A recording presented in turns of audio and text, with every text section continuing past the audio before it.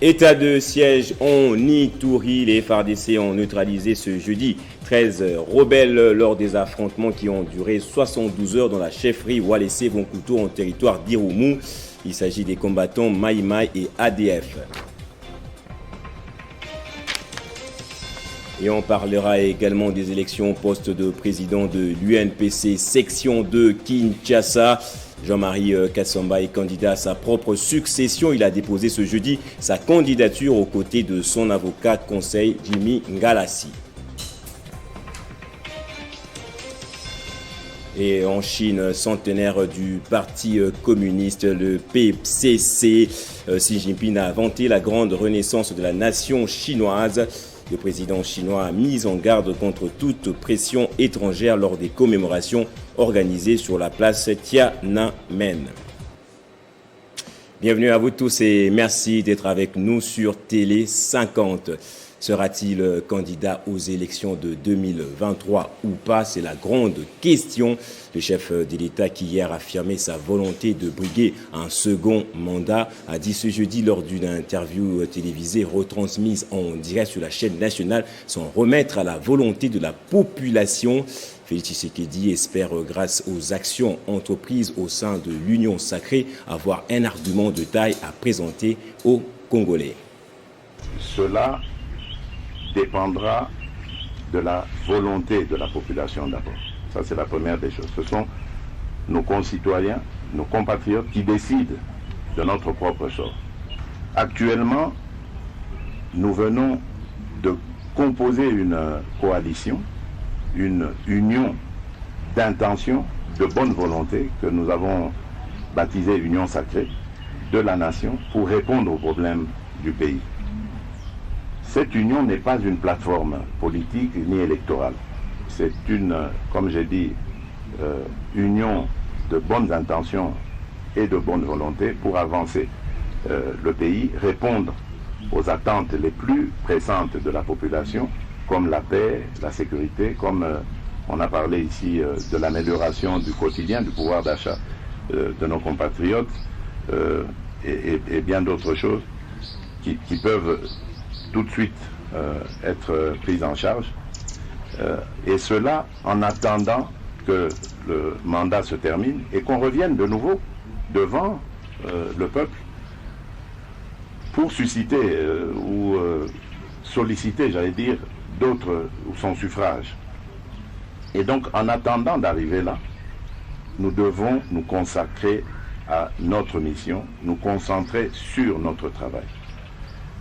Et je ne veux pas que l'on dise, que l'on pense que parce que je veux continuer, j'ai une vision pour ce pays, je veux voir ce pays se transformer. Je crois que nous avons une chance, une occasion de transformer ce pays. Nous devons le faire.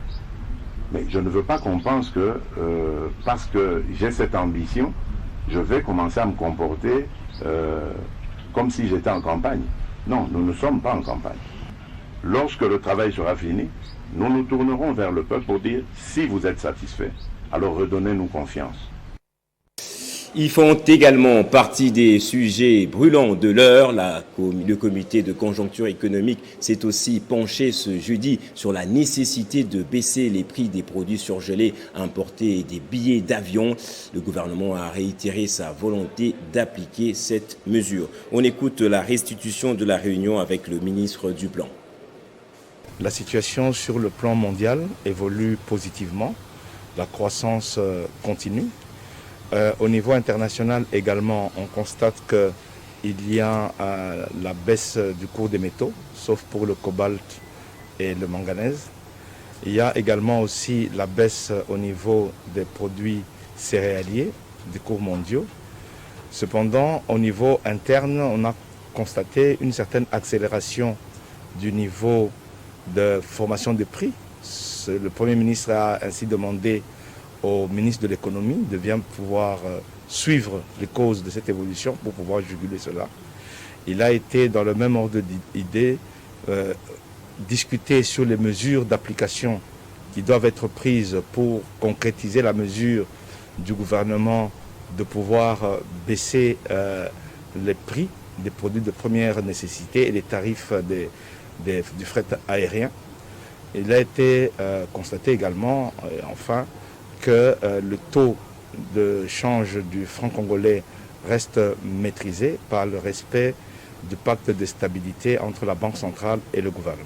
La tendance est toujours stable. On a gardé une certaine stabilité au niveau des réserves nationales, mais la tendance est toujours à la hausse. Et Jean-Marie Kassamba est candidat à sa propre succession à la tête de l'Union nationale de la presse du Congo, ville-province de Kinshasa. Il a déposé sa candidature ce jeudi au siège de l'organe d'autorégulation de la presse du Congo. Le directeur général de l'Espace 50 est donné favori dans cette course. Contre toute attente de la part de ses détracteurs, le Lion n'a pas jeté l'éponge de sa responsabilité, celle de l'apostolat à la tête de l'Union nationale de la presse du Congo, section Kinshasa. D'ailleurs, comme le désirait ardemment de son vivant, le feu président national de l'UNPC, Joseph Boukar Kasonga Chilunde. En règle avec toutes les conditions, Jean-Marie Kassamba, accompagné de son avocat conseil, Maître Jimmy Galassi, a déposé sa candidature au poste de président pour un nouveau mandat avec comme objectif de servir la presse du Congo et assurer l'encadrement des journalistes de la ville-province Kinshasa. Je rends hommage d'abord à notre défunt président Kasonga Chilunde en ce jour. C'est lui qui nous a donné l'envie de servir la presse au niveau de la ville de Kinshasa. Il nous a montré comment on peut s'occuper de la presse de Kinshasa, de la presse tout court, par sa sagesse, par ses conseils. Et c'est pour ça que nous lui avons renouvelé notre confiance pour le second mandat qu'il n'a pas pu faire. Mais votre comité, notre comité national, aujourd'hui pérennise cette pensée de Kasonga Chilunde. Et ne pas aller sur ces traces, ça pouvait être pour nous une trahison.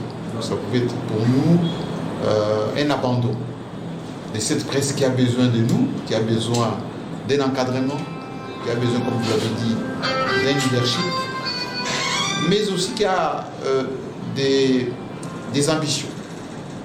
Et je vous promets que cette année, que nous venons marquer ces points, de renouveler notre engagement pour le mandat à venir, nous allons faire beaucoup de choses pour la presse de Kinshasa.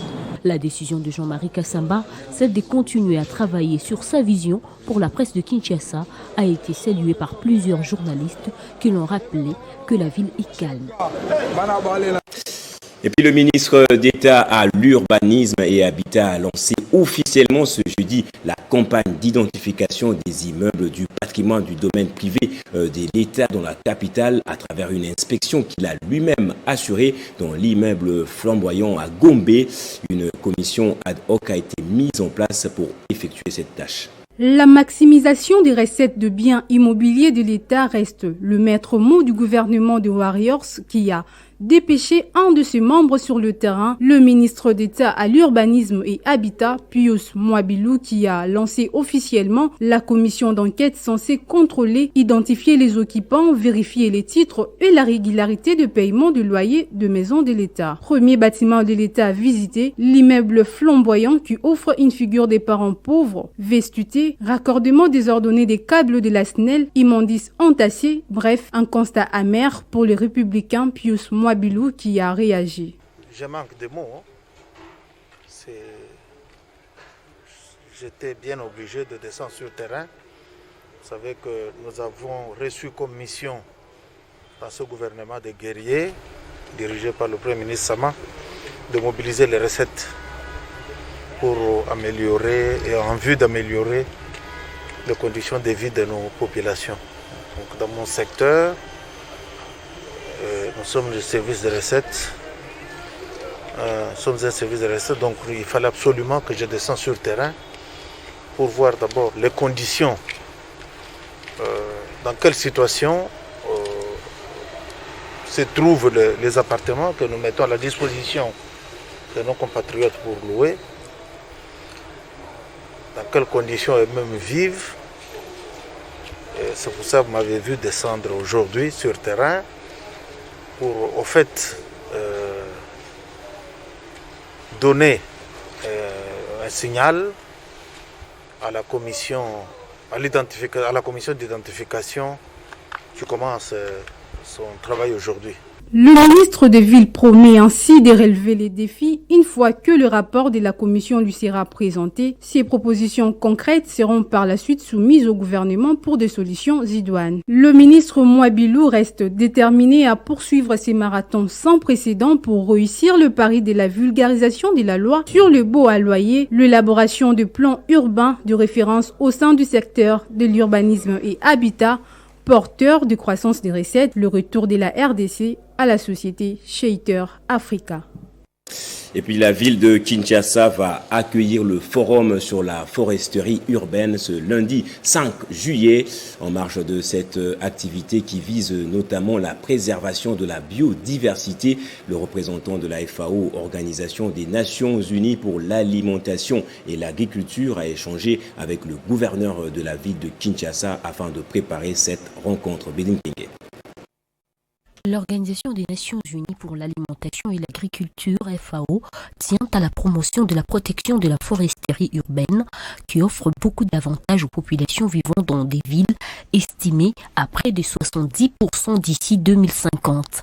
Dans cette optique, en prélude du forum sur la foresterie urbaine qui aura lieu le 5 juillet prochain à Kinshasa, le gouverneur Jean-Tini Ngobila a échangé avec le représentant de la FAO en République démocratique du Congo.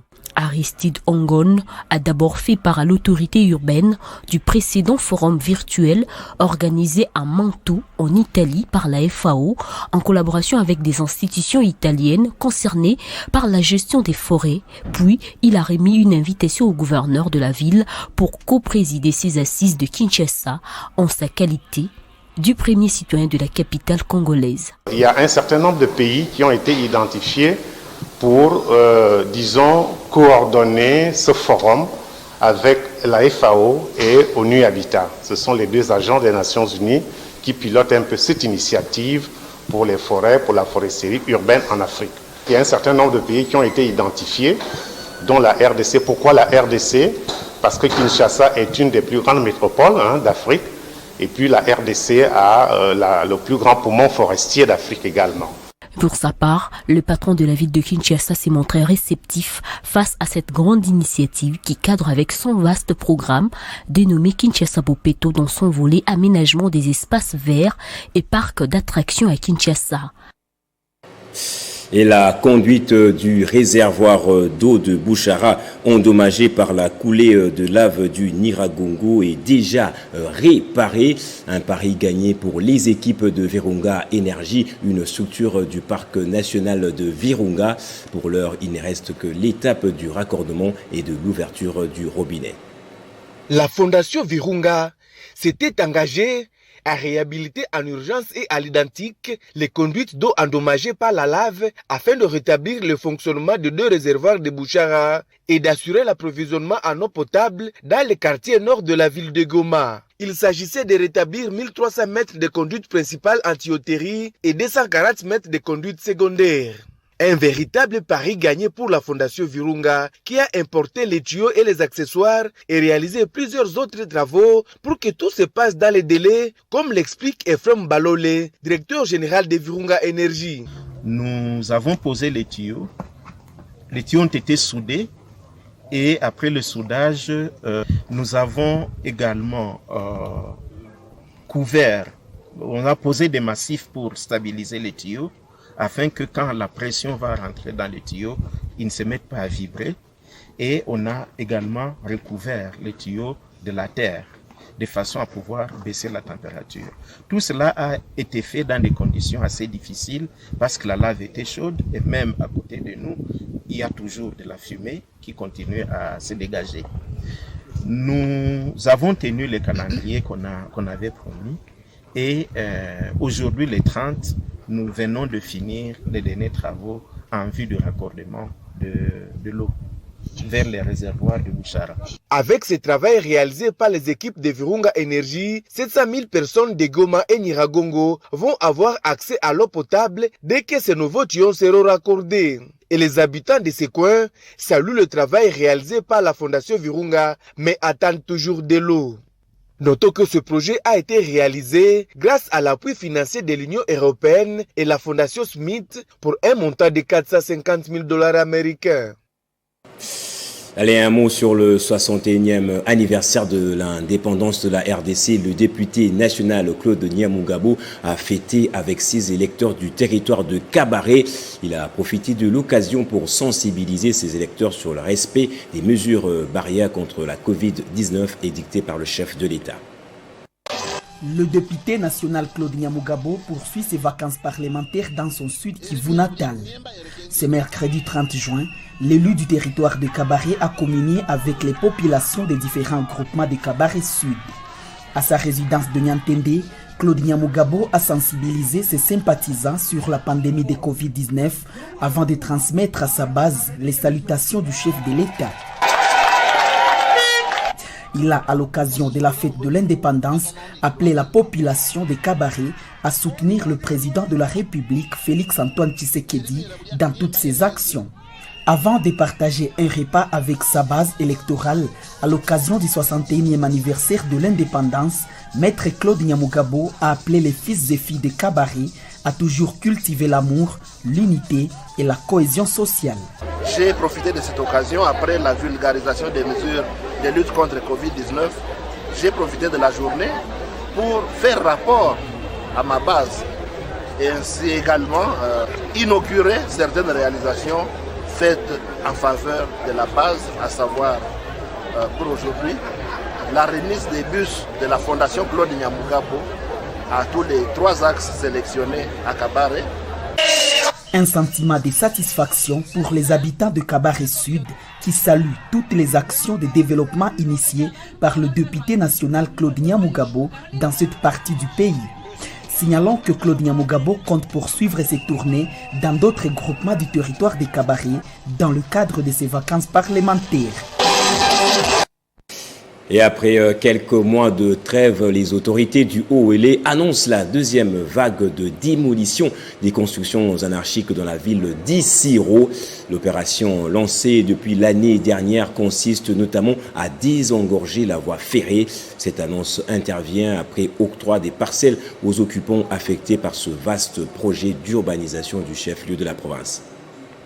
Issiro, ville ferroviaire jadis, est en train d'être transformée en ville propre et reconstruite grâce à la vision pragmatique du gouvernement provincial. À l'arrivée du gouverneur Christophe Bassianenanga à la tête de la province en avril 2019, Issiro n'était pas digne d'un chef-lieu de la province. Pas d'infrastructure de base, la ville était enclavée. L'exécutif Bassianenanga appelait du coup à répondre aux aspirations au développement. Ne dort pas sur ses lauriers. Voirie urbaine et réhabilitée à ses jours, bâtiments du gouvernorat et résidences officielles des gouverneurs construits et d'autres édifices publics en cours de construction sont d'ores et déjà de preuves d'un bon élan de développement enclenché par le gouvernement Bassianenanga. Mais la modernisation et la standardisation de la ville d'Issiro passent également par l'assainissement de ses espaces publics. Voilà pourquoi, après sensibilisation de ses occupants anarchiques des abords de la voie ferrée des CFU, ces habitations de fortune pour la plupart des cas ont été démolies. Proche de ses administrés, l'exécutif Bassianenanga donne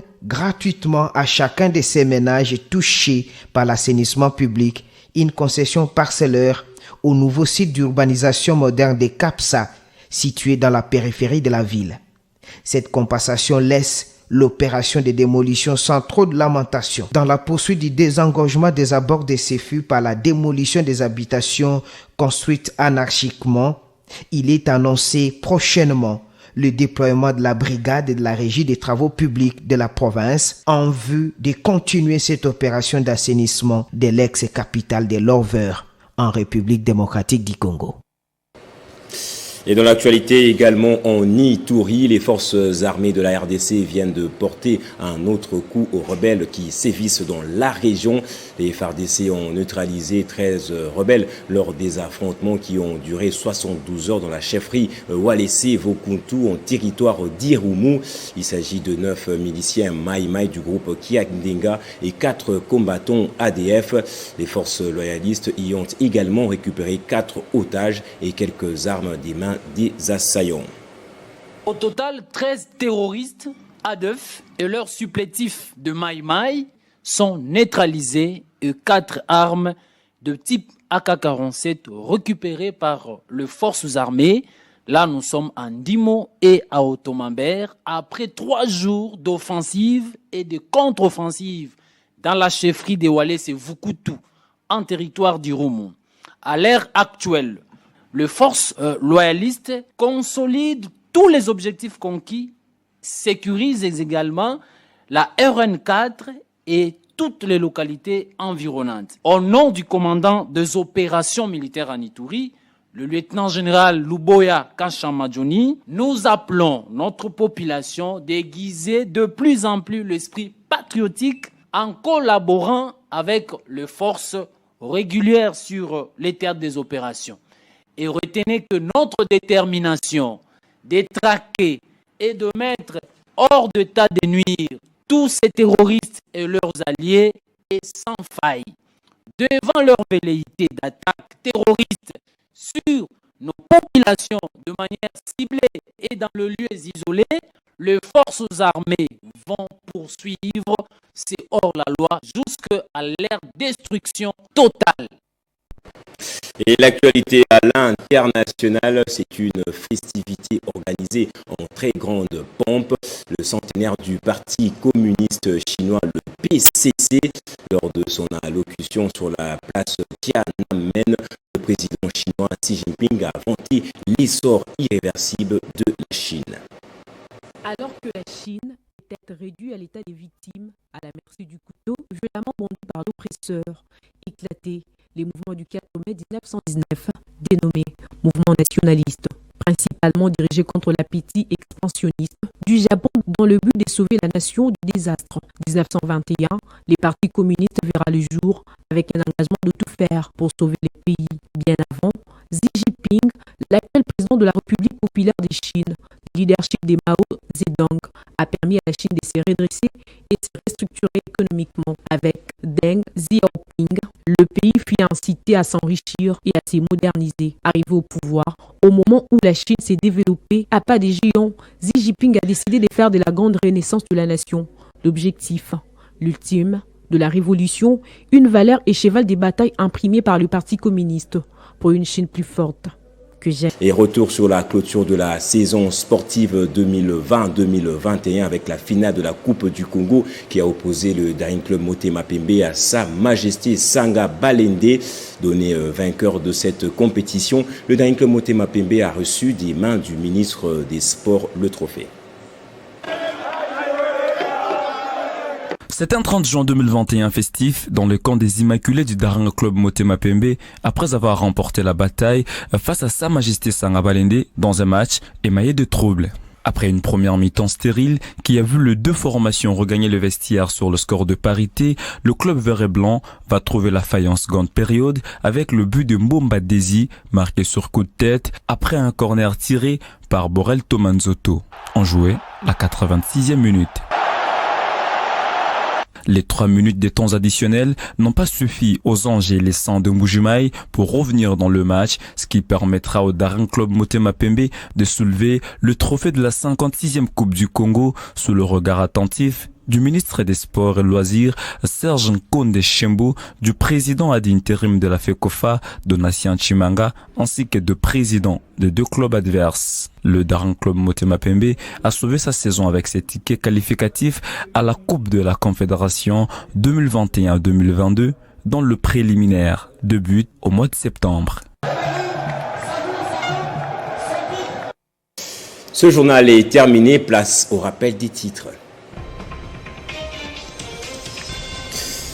État de siège en Ituri, les FARDC ont neutralisé ce jeudi 13 rebelles lors des affrontements qui ont duré 72 heures dans la chefferie Walese Vonkuto en territoire d'Irumu. Il s'agit des combattants Mai Mai et ADF. Et Jean-Marie Kassomba est candidat à sa propre succession au poste de président de l'UNPC ville de Kinshasa. C'est ce jeudi qu'il a déposé sa candidature. Et en Chine, centenaire du parti communiste, le PCC, Xi Jinping a vanté la grande renaissance de la nation chinoise. Le président chinois a mis en garde contre toute pression étrangère lors des commémorations organisées sur la place Tiananmen.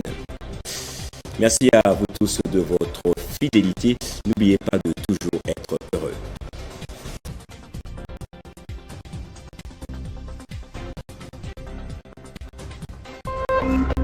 Téléchargez les infos Télé 50 sur www.télé50.cd.